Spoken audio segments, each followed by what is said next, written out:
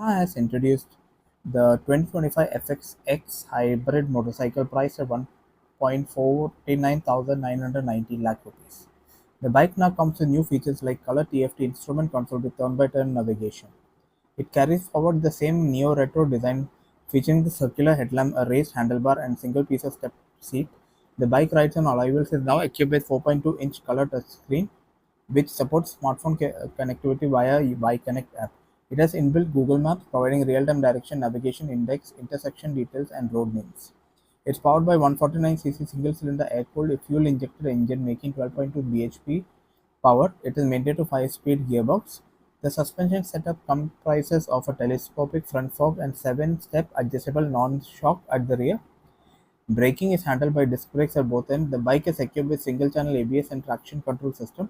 It's available in a non-hybrid system at a cost of 1.29 lakh rupees.